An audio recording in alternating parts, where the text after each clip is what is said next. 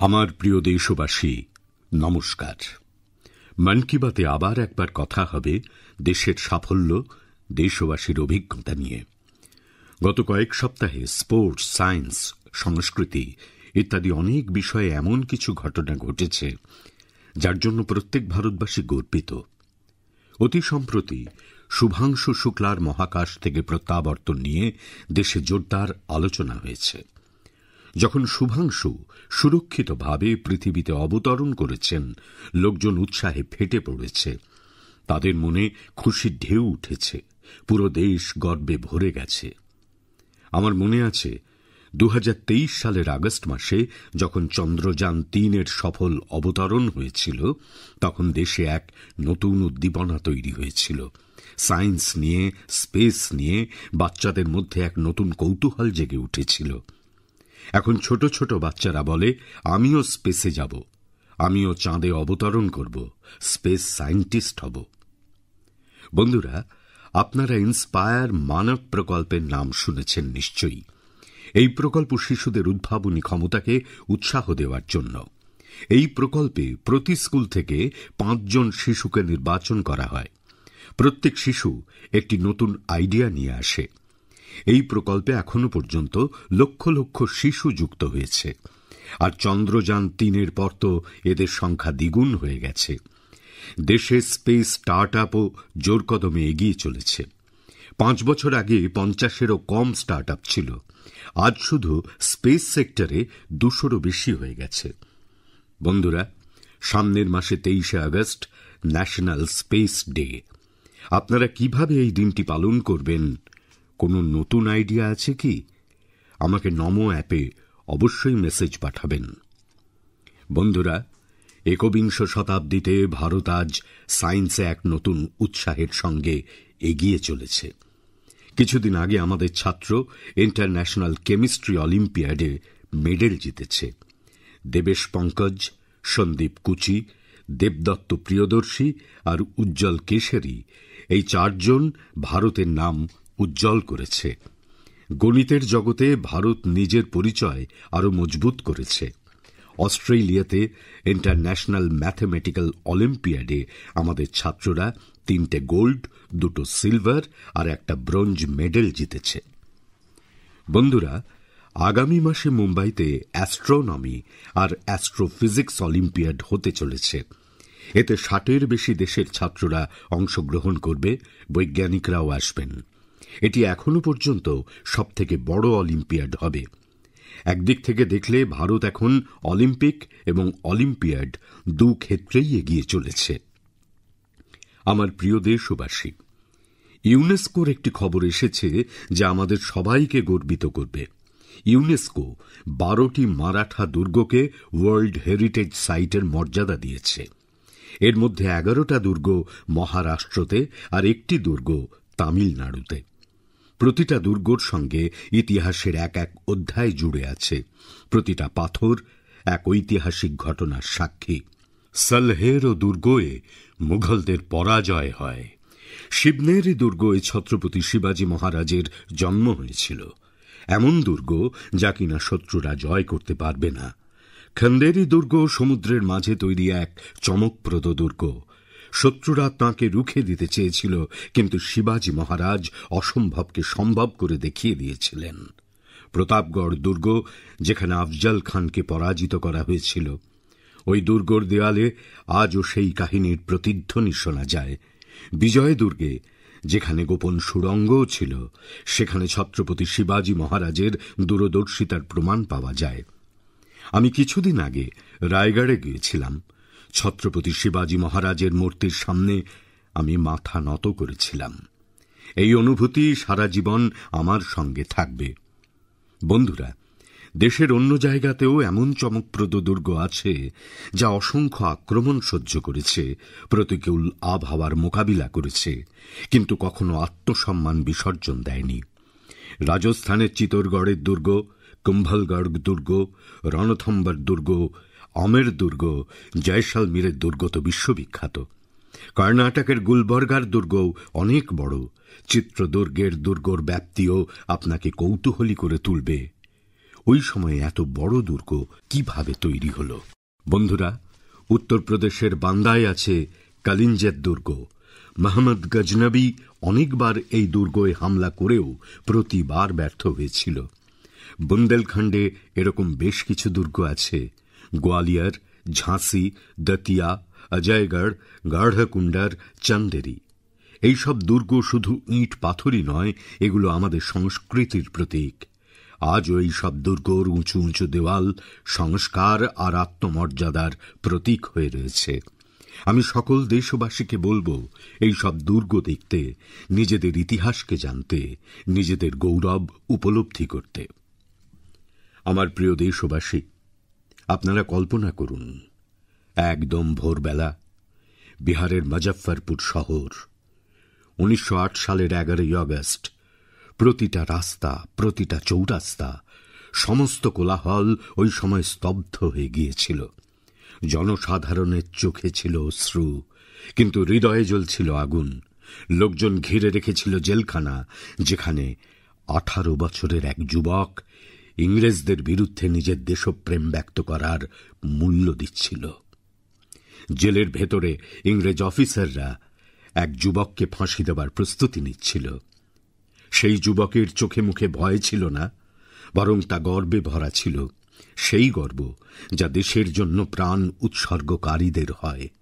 সেই বীর, সেই সাহসী যুবক ছিলেন ক্ষুদিরাম বসু। মাত্র 18 বছর বয়সে তিনি সেই সাহস দেখিয়েছিলেন যা সারা দেশকে নাড়িয়ে দিয়েছিল। তখন খবরের কাগজগুলোও লিখেছিল, ক্ষুদিরাম বসু যখন ফাঁসির দড়ির দিকে এগিয়ে গেলেন, তখন তার মুখে ছিল হাসি। এমনই অগণিত বলিদানের পর, শত শত বছরের তপস্যার পর আমরা স্বাধীনতা লাভ করেছিলাম। দেশপ্রেমীরা তাদের রক্ত দিয়ে স্বাধীনতা আন্দোলনকে সিঞ্চিত করেছিল। বন্ধুরা, আগস্ট মাস এই কারণেই বিপ্লবের মাস। 1 আগস্ট লোকমান্য বাল গঙ্গাধর তিলকের প্রয়াণ দিবস। এই মাসেই 8ই আগস্ট গান্ধীজির নেতৃত্বে ভারত ছাড়ো আন্দোলন শুরু হয়েছিল। তারপর আসে 15ই আগস্ট, আমাদের স্বাধীনতা দিবস। আমরা আমাদের স্বাধীনতা সংগ্রামীদের স্মরণ করি, তাঁদের থেকে প্রেরণা পাই। কিন্তু বন্ধুরা, আমাদের স্বাধীনতার সঙ্গে দেশের বিভাজনের যন্ত্রণাও জড়িয়ে আছে। তাই আমরা 14ই আগস্টকে বিভাজন বিভীষিকা স্মৃতি দিবস হিসাবে পালন করি। আমার প্রিয় দেশবাসী, 7ই আগস্ট 1905 সালে আরও একটি বিপ্লবের সূচনা হয়েছিল। স্বদেশী আন্দোলন স্থানীয় পণ্য এবং বিশেষ করে হ্যান্ডলুমকে এক নতুন শক্তি দিয়েছিল। এই স্মৃতিতে দেশ প্রতি বছর 7ই আগস্ট ন্যাশনাল হ্যান্ডলুম ডে উদযাপন করে। এই বছর 7ই আগস্ট ন্যাশনাল হ্যান্ডলুম ডের 10 বছর পূর্ণ হচ্ছে। স্বাধীনতার লড়াইয়ের সময় যেমন আমাদের খাদি স্বাধীনতা আন্দোলনকে নতুন শক্তি দিয়েছিল, তেমনি আজ যখন দেশ বিকশিত ভারত হওয়ার লক্ষ্যে এগিয়ে চলেছে, তখন টেক্সটাইল সেক্টর দেশের শক্তি হয়ে উঠছে। এই 10 বছরে দেশের পৃথক পৃথক অংশে এই সেক্টরের সঙ্গে যুক্ত লক্ষ লক্ষ মানুষ সাফল্যের অনেক কাহিনী রচনা করেছেন। মহারাষ্ট্রের पैठण গ্রামের কবিতা ধবলে আগে একটা ছোট ঘরে কাজ করতেন। না ছিল জায়গা, না ছিল কোনো সুবিধা। সরকারের থেকে সাহায্য পেলেন, আর এখন তার দক্ষতা ডানা মেলেছে। তিনি 3 গুণ বেশি আয় করছেন। নিজেই নিজের তৈরি पैठणी শাড়ি বিক্রি করছেন। ওড়িশার ময়ূরভঞ্জেও সাফল্যের এমনই কাহিনী আছে। এখানে 650 জনেরও বেশি জনজাতি মহিলা সাঁওতালি শাড়িকে আবার পুনর্জীবিত করেছেন। এখন এই মহিলারা প্রতি মাসে হাজার হাজার টাকা আয় করছেন। এরা শুধু কাপড় তৈরি করছেন না, নিজেদের পরিচয় তৈরি করছেন। বিহারের নালন্দা থেকে নবীন কুমারের কৃতিত্বও প্রেরণাদায়ক। তার পরিবার বংশ পরম্পরায় এই কাজের সঙ্গে যুক্ত। তবে সবচেয়ে ভালো দিক হল তার পরিবার এখন এই ফিল্ডে আধুনিকতারও সংমিশ্রণ ঘটিয়েছে। এখন তার ছেলেমেয়েরা হ্যান্ডলুম টেকনোলজি নিয়ে পড়াশুনো করছে, বড় বড় ব্র্যান্ডে কাজ করছে। এই পরিবর্তন শুধু একটি পরিবারের নয়, এটি আশেপাশের অনেক পরিবারকে এগিয়ে নিয়ে যাচ্ছে।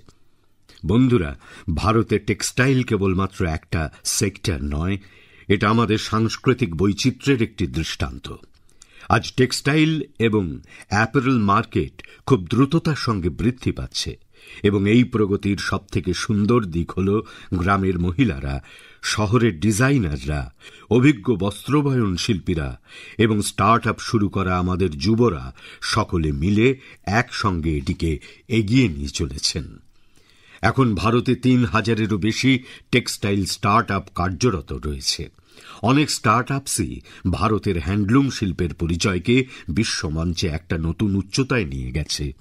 বন্ধুরা, ২০৪৭ সালের বিকশিত ভারতের লক্ষ্যপথ স্বনির্ভরতার ভাবনাকে পাথেয় করে এগিয়ে চলেছে এবং আত্মনির্ভর ভারতের সবচেয়ে বড় ভিত্তি হল ভোকাল ফর লোকাল। যা যা ভারতে তৈরি হয়েছে, যেগুলো বানাতে গিয়ে ভারতীয়দের ঘাম ঝরেছে, সেগুলোই কিনুন, সেগুলোই বিক্রি করুন। এটাই আমাদের অঙ্গীকার হওয়া উচিত। আমার প্রিয় দেশবাসী, ভারতের বৈচিত্র্যের সবচেয়ে সুন্দর প্রতিচ্ছবি দেখা যায় লোকগীতি এবং ঐতিহ্যে, আর তারই একটা অংশ হল আমাদের ভজন কীর্তন। কিন্তু আপনি কি কখনো এরকম শুনেছেন যে কীর্তনের মধ্যে দিয়ে দাবানল সম্পর্কে মানুষকে সচেতন করা হয়?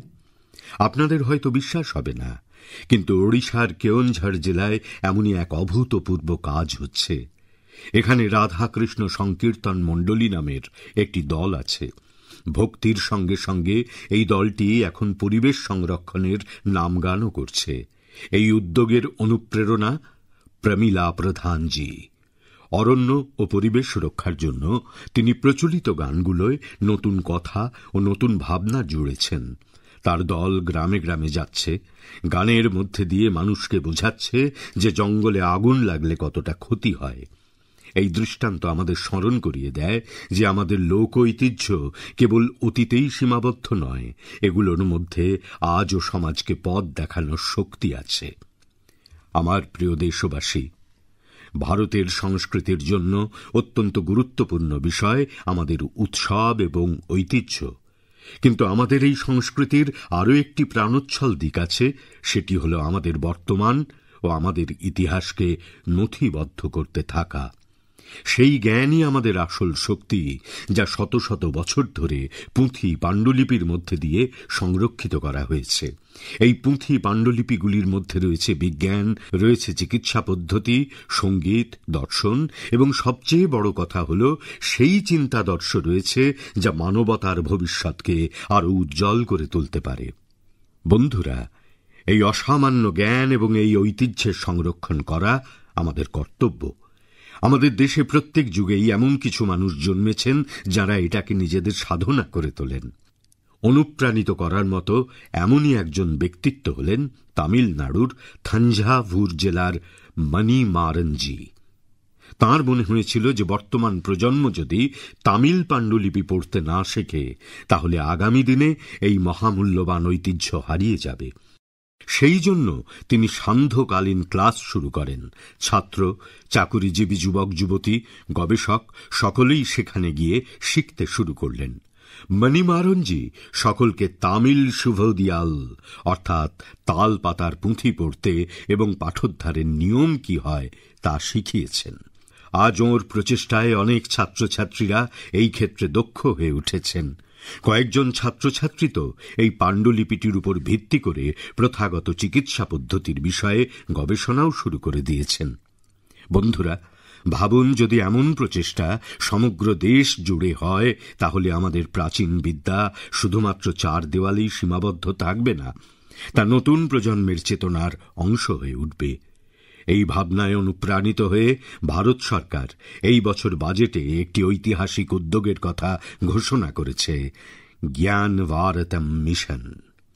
এই প্রকল্পের আওতায় প্রাচীন পাণ্ডুলিপিগুলো ডিজিটাইজ করা হবে। তারপর একটি ন্যাশনাল ডিজিটাল রিপোজিটরি গড়ে তোলা হবে, যেখানে সমগ্র বিশ্বের শিক্ষার্থী, গবেষক ভারতের জ্ঞান ঐতিহ্যের সঙ্গে যুক্ত হতে পারবে। আমারও আপনাদের সকলের কাছে অনুরোধ যে যদি আপনারা এমন কোনো প্রচেষ্টার সঙ্গে যুক্ত থাকেন অথবা যুক্ত হতে চান, তাহলে মাইগভ অথবা সংস্কৃতি মন্ত্রকের সঙ্গে অবশ্যই যোগাযোগ করুন, কারণ এগুলি শুধুমাত্র পাণ্ডুলিপি নয়, এগুলি ভারতের অন্তরাত্মার সেই অধ্যায় যার সম্বন্ধে আমাদের আগামী প্রজন্মকে জানাতে হবে। আমার প্রিয় দেশবাসী, যদি আপনাদের জিজ্ঞেস করা হয় যে আপনাদের আশেপাশে কত ধরনের পাখি আছে, তাহলে আপনারা কি বলবেন?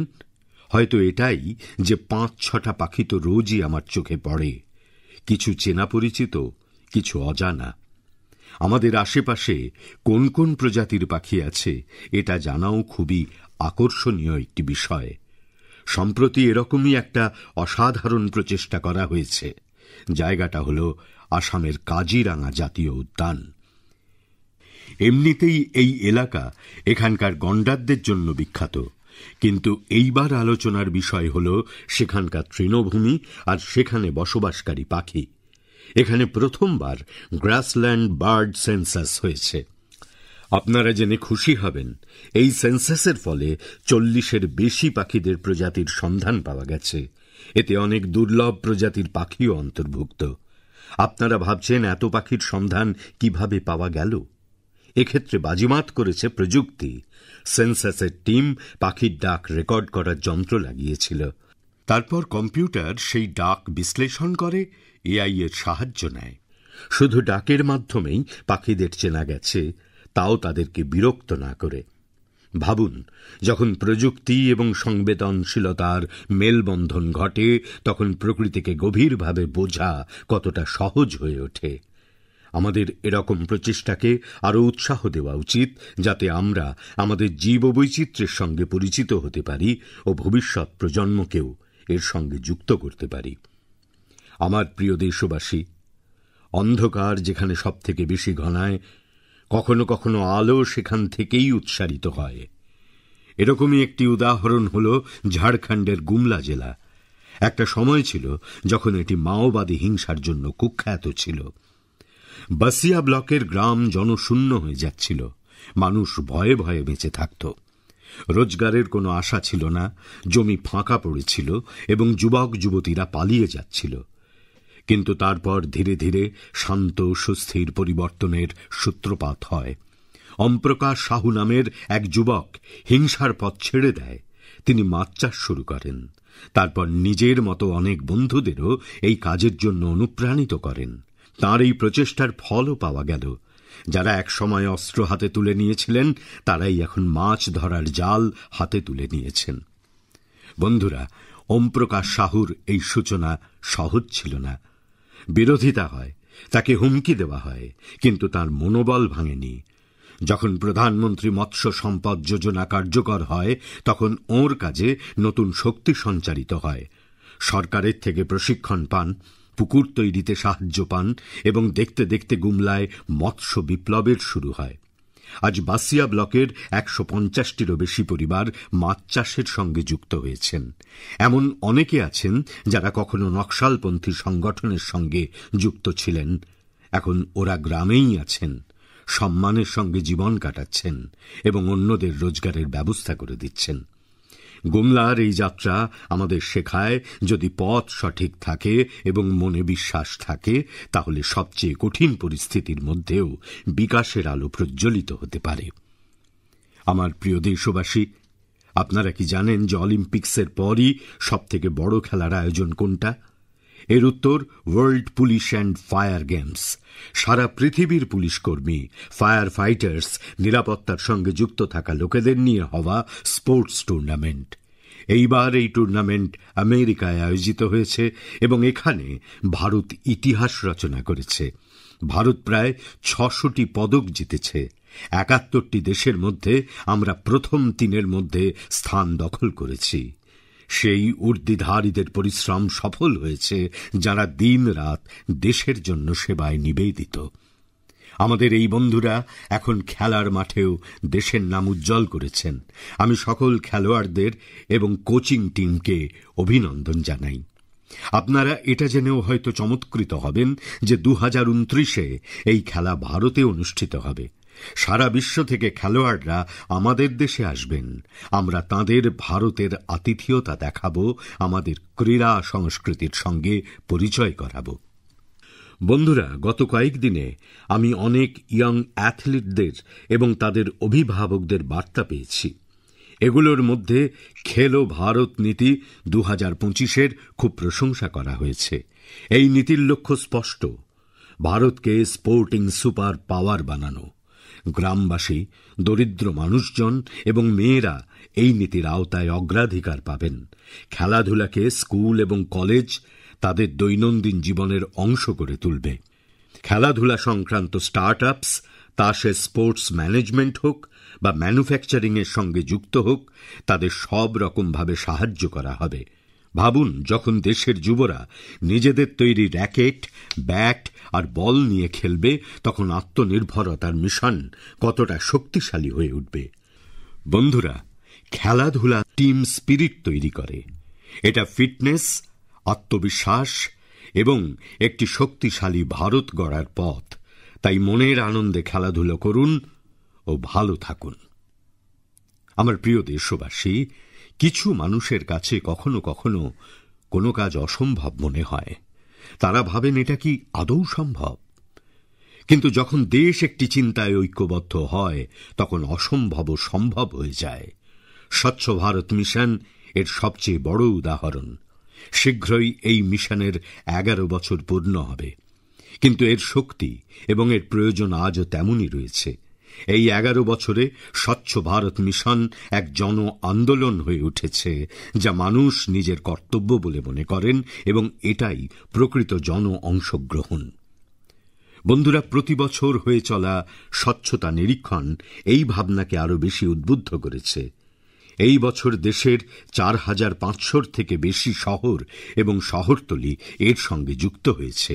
15 কোটির বেশি মানুষ এতে অংশগ্রহণ করেছে, যেটা কোনো সামান্য সংখ্যা নয়। এটা স্বচ্ছ ভারতের কণ্ঠস্বর। বন্ধুরা, স্বচ্ছতা নিয়ে আমাদের শহর ও শহরতলি নিজেদের প্রয়োজন এবং পরিবেশ অনুযায়ী আলাদা আলাদা পদ্ধতিতে কাজ করছে। আর এর প্রভাব শুধুমাত্র এই শহরগুলির মধ্যেই সীমিত নেই, পুরো দেশ এই পদ্ধতি অবলম্বন করছে। উত্তরাখণ্ডে কীর্তিনগরের মানুষেরা পাহাড়ে ওয়েস্ট ম্যানেজমেন্টের নতুন নজির স্থাপন করছেন। এইভাবেই ম্যাঙ্গালুরুতে প্রযুক্তির মাধ্যমে অর্গানিক ওয়েস্ট ম্যানেজমেন্টের কাজ শুরু হয়েছে। অরুণাচলের রোইং বলে একটা ছোট্ট শহর আছে। একটা সময় ছিল যখন এই অঞ্চলের মানুষদের সুস্বাস্থ্য রক্ষার জন্য ওয়েস্ট ম্যানেজমেন্ট অনেক বড় চ্যালেঞ্জ ছিল। এইখানকার মানুষেরা এই সমস্যা সমাধানের দায়িত্ব নিয়েছেন। গ্রিন রোইং ইনিশিয়েটিভ শুরু হয়েছে এবং রিসাইকেলড ওয়েস্ট থেকে একটা সম্পূর্ণ পার্ক বানানো হয়েছে। একইভাবে কাড়ারে, বিজয়ওয়াড়াতে ওয়াটার ম্যানেজমেন্টের অনেক নতুন উদাহরণ তৈরি হচ্ছে। আহমেদাবাদে রিভার ফ্রন্টে স্বচ্ছ অভিযান প্রত্যেকের দৃষ্টি আকর্ষণ করেছে। বন্ধুরা, ভোপালের একটা টিমের নাম ইতিবাচক ভাবনা। এতে 200 জন মহিলা আছে। এরা শুধু সাফাই করেন তা নয়, ভাবনারও বদল ঘটান। একসঙ্গে মিলে শহরের 17টি পার্ক পরিষ্কার করা, কাপড়ের থলে বিক্রি করা, এদের প্রতিটি পদক্ষেপে একটা করে বার্তা থাকে। এই রকম প্রচেষ্টার কারণেই ভোপাল শহর এখন স্বচ্ছতা নিরীক্ষণে অনেক এগিয়ে গেছে। লখনৌয়ের গোমতী নদী টিমের কথাও বলা জরুরি। 10 বছর ধরে প্রতি রবিবার অক্লান্তভাবে না থেমে এই টিমের সদস্যরা স্বচ্ছতার কাজে নিয়োজিত। ছত্তিশগড়ের বিলহার উদাহরণও বেশ চমৎকার। এইখানে মহিলাদের ওয়েস্ট ম্যানেজমেন্ট নিয়ে প্রশিক্ষণ দেওয়া হয়েছে, আর ওরা সকলে মিলে শহরের চিত্রটাই বদলে দিয়েছে। গোয়ার পানাজি শহরের দৃষ্টান্ত প্রেরণাদায়ক। সেখানে বর্জ্য পদার্থকে 16 রকম ক্যাটাগরিতে ভাগ করা হয়েছে এবং এর নেতৃত্বও মহিলারাই দিচ্ছেন। পানাজি তো রাষ্ট্রপতি পুরস্কারও পেয়েছে। বন্ধুরা, স্বচ্ছতা কোনো নির্দিষ্ট সময় বা কোনো একটা নির্দিষ্ট দিনের কাজ নয়। যখন আমরা প্রত্যেক বছরে, প্রতিদিন, প্রতি মুহূর্তে স্বচ্ছতাকে গুরুত্ব দেব, তখনই দেশ স্বচ্ছ থাকবে। বন্ধুরা, শ্রাবণের বাড়িধারার মাঝে দেশ আরও একবার উৎসবের রোশনাইতে সাজতে চলেছে। আজ হরিয়ালি তিজ, তারপরে নাগ পঞ্চমী এবং রাখি বন্ধন, এরপর জন্মাষ্টমী, আমাদের দুষ্টু গোপালের জন্মোৎসব। এই সব পূজা পার্বণ আমাদের ভাবনার সঙ্গে জুড়ে রয়েছে। এই উৎসব আমাদের প্রকৃতির সঙ্গে সংযোগ এবং ভারসাম্য বজায় রাখার বার্তা দেয়। আপনাদের সকলকে এই পূজা পার্বণের অনেক অনেক শুভেচ্ছা। আমার প্রিয় বন্ধুরা, নিজেদের চিন্তাভাবনা, অনুভূতি ভাগ করতে থাকুন। আগামী মাসে আবার কথা হবে দেশবাসীর কিছু নতুন অভিজ্ঞতা এবং অনুপ্রেরণার কাহিনী নিয়ে। নিজেদের খেয়াল রাখুন। অনেক অনেক ধন্যবাদ।